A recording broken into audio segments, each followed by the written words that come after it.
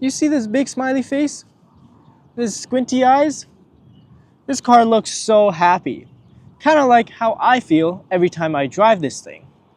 Although I really wished they kept the flip-up headlights.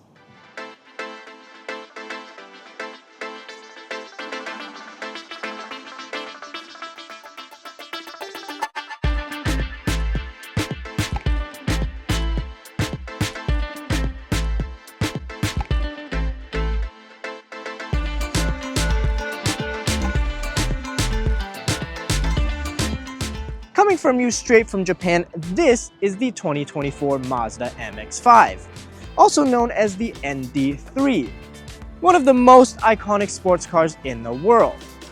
Running you about 45,000 Canadian dollars, this is the GS-P trim with the sports package. For 2024, Mazda has given the Miata a round of new updates, very good updates by the way, including new LED headlights, new LED taillights, new infotainment, Android Auto, Apple CarPlay, adaptive cruise control, and also, most importantly, a brand new asymmetric limited slip differential. Let's jump right into the review. Under the hood is a 2-liter naturally aspirated inline-4 engine producing 181 horsepower and 151 pound-feet of torque. Mazda MX-5 uses the Skyactiv-G engine, which has a compression ratio of 13:1. A 6-speed manual transmission comes standard, and power is only to the rear wheels. Off to the side, the MX-5 uses a double wishbone suspension setup in the front and a multi-link setup in the rear. They also come with Bilstein shock absorbers. With the sports package, you get a set of 17-inch BBS rims, along with 4-piston Brembo brakes in front and a single-piston brake in the rear. In terms of tires, this MX-5 uses a set of Bridgestone Potenza S001s, 205 wide all around. Alright, over to the trunk area. I'm actually quite impressed by the trunk space because it's actually really deep. I figured you probably have no problem fitting a carry-on here as well as a couple of bags. While we're at it, why don't we listen to how this real dual exhaust sounds like.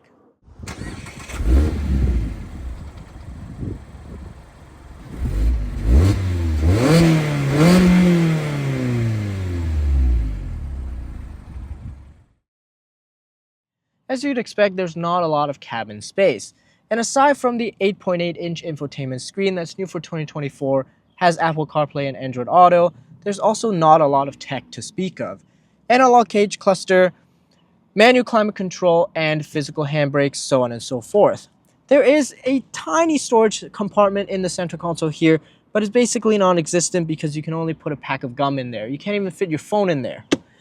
Instead, you get a storage compartment back here that actually offers pretty decent space. You can throw in your wallet, throw in a bottle of water, so on and so forth.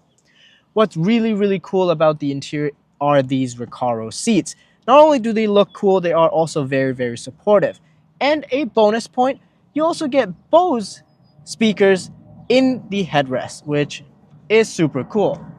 Oh yes, and you get exterior body colored door panels over here as well, which again is super nice. Before we head out, I do want to show you guys how easy and how quickly you can open and close the roof.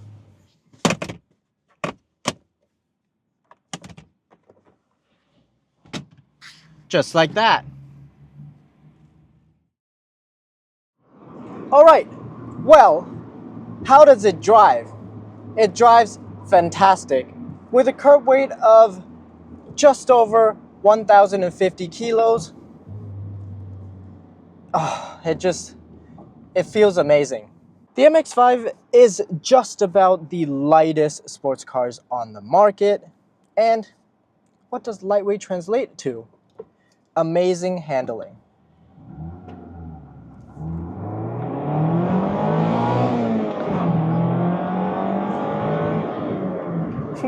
The MX-5 also has a near perfect 50-50 weight distribution, making it very balanced, very controllable, and very neutral. The steering is also great. Very good.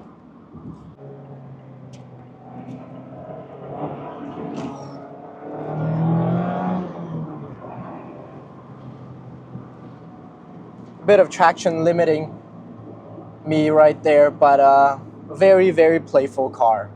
The suspension is a little bit stiff, but in my opinion, it is in line with what a sports car should feel like. That is not to say there's no body roll, however. I do actually feel more body roll than I expected from this car. But because this car is so light, I feel all of the weight transfer, which really allows me to understand what the heck is going on with the physics, which is really, really cool, because normally in heavier cars you just don't experience things like this anymore. The Bilstein dampers also does a really good job on rebounds, making the car very stable. The double wishbone suspension setup in the front also allows for better control over the camber, which means it doesn't really lose any grip when going into corners. Speaking of grip, however, these Potenza S001s aren't that great. They are pretty good on dry conditions. They give you a pretty decent amount of grip. However, as soon as it gets wet, as soon as the condition turns wet, it's very, very slippery. Also, they're pretty loud on the highway, so it may be wise to potentially get a different set of tires depending on your preference.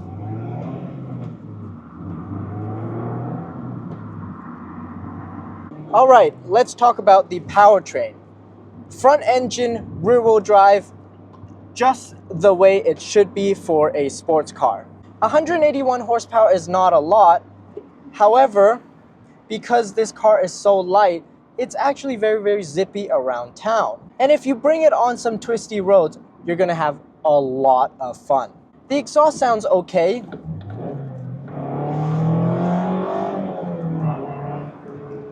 But based on personal preference, you could swap it out for something with a little bit more of an exciting soundtrack.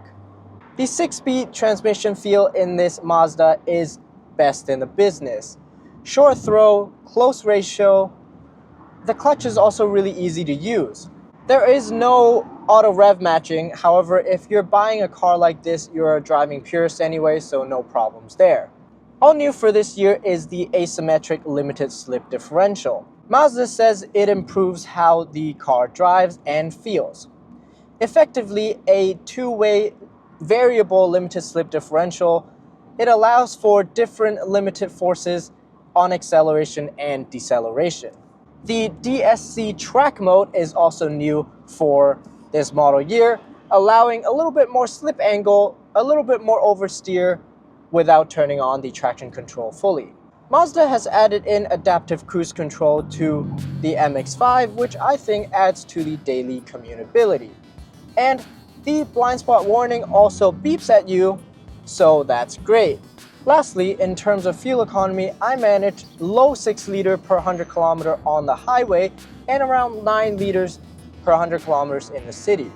Not bad for a small little sports car. Actually pretty dang good in my opinion.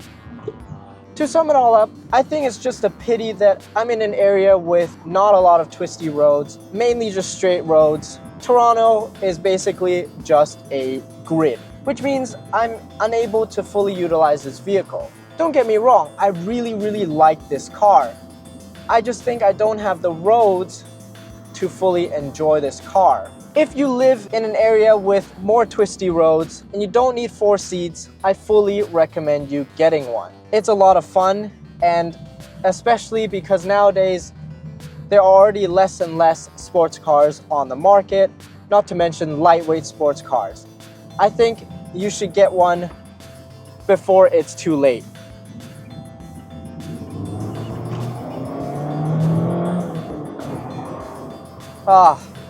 So fun.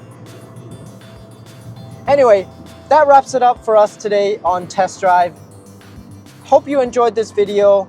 Don't forget to like and subscribe, and we'll see you next time. Thanks for watching.